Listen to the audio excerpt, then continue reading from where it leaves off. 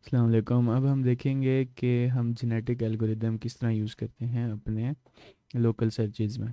Genetic algorithm में आपने basically एक टेबल बनाना होता है, उससे आपके पास कुछ डाटा होगा, आप उन डाटा में से फिटनेस कैलकुलेट करेंगे। फॉर एग्जांपल अभी हमारे पास डाटा गिवन था ये एक्स में, ये हमें कुछ वैल्यूज़ गिवन थी 13, 24, 8, 19। हमने उनको इनकोड किया है बाइनरी नंबर्स में। ये 13 की बाइनरी वैल्यू ये बनती है, 24 की बाइनरी वैल्यू ये बनती है, 8 की ये बनती है। अब हमने क्या करना है, हमारे पास ये जो डाटा गिवन है ना, इनको यूज़ करके हमने एक आगे जनरेशन बनानी है। तो बेसिकली हमने इनमें से पेरेंट्स सेलेक्ट करने हैं।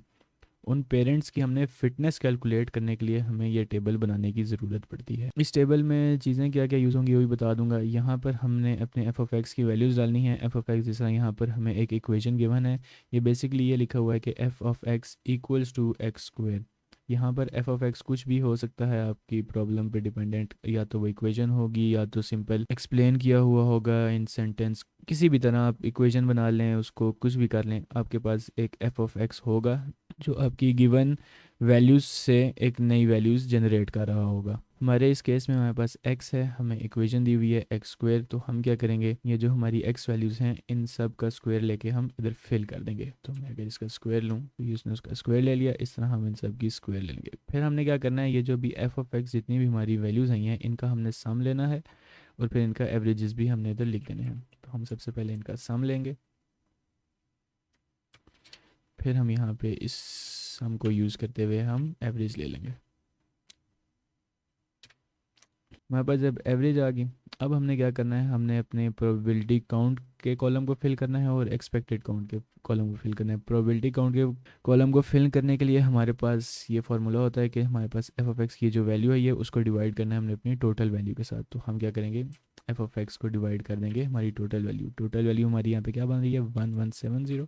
तो हम इस तरह कर देंगे, हमारे पास प्रोबेबिलिटी काउंट की वैल्यू आ गई।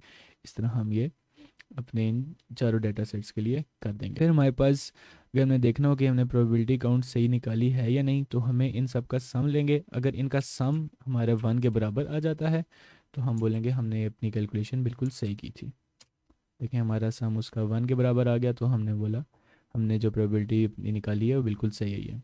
फिर हमारे पास आ जाता है एक्सपेक्टेड काउंट। एक्सपेक्टेड काउंट का फॉर्मूला मैंने ऊपर लिखा है कि हमारी जो एफ ऑफ एक्स है इसको अब हमने डिवाइड करना है एवरेज के साथ। तो एक को हम डिवाइड करेंगे टोटल के साथ, एक को हम डिवाइड करेंगे एवरेज के साथ। तो F of X divided by average, what is our average value 292.5। तो हमारी एक्सपेक्टेड काउंट आ गई। इसको भी हम अपने फिल कर देंगे चारों डाटा सेट्स के साथ। अब एक्चुअल में हमने क्या करना है, इनको बेसिकली हमने इनको राउंड करना है। अब ये जिससे ये 0.57 है, तो जब 0.5 से वैल्यू आ जाए या 0.5 के बराबर या उससे बड़ी हो तो हम क्या करते हैं, उस वैल्यू को ऊपर ले जाते हैं। यानी कि यहाँ पे 0.57 थी तो हम इसको लिख देंगे 1। अब 1.9 है तो इसको हम कर देंगे 2। अब ये 0.5 से कम है तो हम इसको ऊपर नहीं लेके जाएंगे बल्कि उधर ही रहने देंगे जहाँ 0 पे थी, 0 होगी। और इसको भी हम कह देंगे कि ये 1 होगी। तो अब हमें यहाँ से हमें फ़िटनेस मिल गई है, अपने जो चार पॉपुलेशन थी हमारी इनकी हमें फ़िटनेस मिल गई है। ये फ़िटनेस हमें क्या बताती है, हमें बताती है कि इतने फ़िट हैं नए जनरेशन स्टार्ट करने के लिए। अब जैसा ये हमारी स्ट्रिंग 1 है, हमारी स्ट्रिंग 1 जो थी ये फ़िट है, एक दफ़ा ये जनरेशन स्टार्ट कर सकती है। और जो हमारा स्ट्रिंग 2 है ये 2 दफ़ा नई जनरेशन स्टार्ट कर सकती है। और जो स्ट्रिंग 3 है ये ज़रा भी फिट नहीं है तो हम इसको चूज़ भी नहीं करेंगे। फिर हमारे पास आ जाती है स्ट्रिंग 4 और ये हमारी इसकी भी फिटनेस 1 ही है। अब हमने क्या करना है, अब हमने रूलेट व्हील सिलेक्शन करनी है। उसमें क्या होगा कि हमने जितने भी हमारे पॉसिबल कॉम्बिनेशन बन सकते हैं नए पेरेंट्स बनाने के लिए हम वो बनाएंगे। अब जिस तरह ये हमारे पास स्ट्रिंग 1 है और स्ट्रिंग 2, ये दोनों आपस में अगर मिलें तो एक नया जनरेशन स्टार्ट कर सकते हैं। तो हम यहाँ पे लिख देंगे हमारा पहला कॉम्बिनेशन होगा पेरेंट्स का स्ट्रिंग 1 एंड स्ट्रिंग 2। दूसरा जनरेशन क्या हो सकता है कि हम स्ट्रिंग 2 को यूज़ करें स्ट्रिंग 4 के साथ। स्ट्रिंग 2 को हम यूज़ करेंगे स्ट्रिंग 4 के साथ। इन दो को हमने यूज़ किया तो बन गया, हमने स्ट्रिंग 3 को ज़रा भी इन्वॉल्व किया ही नहीं।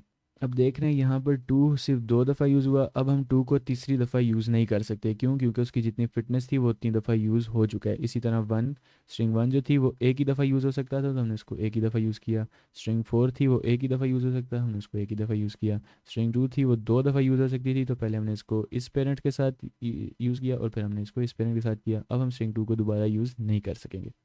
अब हमें अपने कॉम्बिनेशंस आ गए हैं, हमें पेरेंट्स अपने पता लग गए हैं।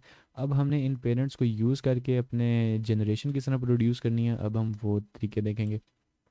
अच्छा, अब हमने जो अपने पेयर्स बनाए थे वो हमने सेलेक्ट कर लिए थे। ये हमारा पहले स्ट्रिंग 1 और 2 का पेयर था, फिर हमारा था स्ट्रिंग 2 और 4 का पेयर, ये हमने इधर बनाया हुआ है। अब हम देखेंगे कि अपने जो हमने जनरेशन प्रोड्यूस करनी होती है उसके क्या क्या तरीके हैं। एक तरीका, पहला तरीका है वन पॉइंट क्रॉस ओवर करने का। वन पॉइंट क्रॉस ओवर किस तरह होगा, यहाँ पर आपने एक इसको वैल्यू बतानी होगी कि उस पॉइंट पे आपने क्रॉस ओवर करना है। फॉर एग्जांपल आपको वो कह देता है कि इक्वल टू 2 पे क्रॉस ओवर करो। तो आप क्या करेंगे कि ये आपके पहले दो पेयर थे, आप इनमें से पहले गिने 1 और 2, तो ये दो आपके जो हैं पेरेंट्स की वैल्यूज़, ये सेम एज इट इज़ आपके ऑफस्प्रिंग में भी आ जाएगी, यानी कि जब नई जनरेशन प्रोड्यूस कर रहे हैं उसके ऑफस्प्रिंग में भी सेम वही वैल्यू आ जाएगी। फिर आपने क्या करना है कि जो रिमेनिंग वैल्यूज़ हैं उनको स्वैप कर देना है। अब जिसमें ये पेरेंट 1 था, इसकी ये वाली वैल्यू इसके पास आ जाएगी, और जो पेरेंट 2 था इसकी वैल्यू हमारे चाइल्ड 1 के पास आ जाएगी। तो इस तरह करके हम अपने वन पॉइंट क्रॉस ओवर को यूज़ करते हैं। इसी तरह हम अपने दूसरे पेयर के साथ भी कर सकेंगे। अगर हमने उसके साथ के इक्वल टू 2 यूज़ किया था तो हम इसके साथ भी के इक्वल टू 2 यू ही यूज़ करेंगे। तो हम पहले अपनी same as it is values इधर लेंगे, पहली दो बिट्स, और फिर जो रिमेनिंग 3 हैं उनको हमने स्वैप कर देना है। इसी तरह हमारे पास एक और क्रॉस ओवर टेक्निक होती है, उसको हम कहते हैं 2 पॉइंट क्रॉस ओवर। तो इसमें हमें क्या करना होगा कि हमारे पास के इक्वल टू 2 था एक, इनिशियली हमने एक और पॉइंट दे दिया कि के इक्वल टू 4 पे भी आपने क्रॉस ओवर करना है। तो ये किस तरह होगा, सबसे पहले आप कहते हैं कि इक्वल टू 2, तो फर्स्ट 2 जो आपकी बिट्स थी वो तो सेम एज इट इज़ नीचे आ जाएंगी, और फिर अब यहाँ से काउंट करें 1 2 3 एंड 4th। तो जो सेकंड जो आपका के होगा उससे आप लेफ़्ट साइड के बजाय आप उससे राइट साइड की तरफ वाली सारी बिट्स सेम ले आएंगे नीचे। तो इसी तरह हम इसकी ये वाली बिट्स सेम ले आते हैं। तो जो रिमेनिंग बिट्स हैं उनको हम स्वैप कर देंगे, स्ट्रिंग 1 का चल जाएगा और स्ट्रिंग 2 में, और ये चला जाएगा इसके पास। तो इस तरह करके हम अपनी 2 पॉइंट क्रॉस ओवर कर देंगे। इसी तरह सेम चीज़ हम अपने दूसरे पेयर्स के साथ भी करनी होगी। अब हमारे पास एक और टेक्निक है, उसका नाम है यूनिफॉर्म क्रॉसओवर। अब इसमें हम के इक्वल टू 2 के इक्वल टू 4 वो चीज़ें हम नहीं चूज़ करेंगे। हम यहाँ पर एक और नया कॉन्सेप्ट लाएंगे, उसको नाम होता है मास्क। तो हम उसको बोलेंगे मास्क। अब जिस तरह ये एक मास्क है, ये हमने यूज़ करके अपने ऑफस्प्रिंग जनरेट करने होंगे। अगर ये मास्क हम इस पेयर के लिए यूज़ कर रहे हैं तो ये सेम मास्क हम दूसरे पेयर के लिए भी यूज़ करेंगे। अब यहाँ पर मैं मास्क एक रैंडमली जनरेट कर लेता हूँ एंड मोस्ट प्रोबेबली आपके पास ये मास्क ऑलरेडी गिवन होगा। तो मैं मास्क जनरेट करता हूँ, एक 1 एक 0 एक 1 एक 0। तो ये मेरा मास्क है। अब ये मास्क हमें बताएगा किस तरह। अब मैं पहली अपनी बिट को फिल करने वाला हूँ, तो पहले मैं मास्क पे देखूंगा। मास्क मुझे कहता है 0, यानी कि आपने स्वैप नहीं करना। 0 का मतलब नो है और 1 का मतलब है यस। उसने पहले हमें मना कर दिया कि पहली बिट्स को स्वैप नहीं करना, तो हम पहली bits same as it is नीचे ले आएंगे। फिर हमने मार्क्स की दूसरी बिट देखी, उसने बोला कि 1 यानी कि ट्रू हो गया, आपने अब स्वैपिंग करनी है। तो ये वाला जो 1 है ये हमारे दूसरे चाइल्ड के पास जाएगा, और ये वाला 1 हमारे पहले चाइल्ड के पास जाएगा। अब हमने दोबारा 0 देखा, तो उसने कहा कि अब आपने स्वैपिंग नहीं करनी। तो हमारी जो बिट्स हैं वो सेम एज इट इज़ नीचे आ देंगी। इसका 1 इधर आ गया है और इसका 0 इधर आ गया है। अब हमने दोबारा 1 देखा, तो उसने कहा अब आपने स्वैप करना है, तो अब आपने इसका 0 नीचे ले आना है और इसका 0 इसके पास ले आना है। फिर for the sake of the video हम मास्क को चेंज कर देते हैं ताकि हमें थोड़ी स्वैपिंग नज़र आ जाए। हम इसके आखिरी बिट को 1 कर देते हैं। अब उसने कह दिया कि अब आपने स्वैपिंग करनी है। तो स्वैपिंग किस तरह होगी कि इसका जो 1 है वो नीचे आ जाएगा और इसका जो 0 है वो इसके पास आ जाएगा। तो इस तरह करके हम अपनी स्वैपिंग को कर सकते हैं। सेम मास्क हम अपने दूसरे पेज के साथ भी यूज़ करेंगे।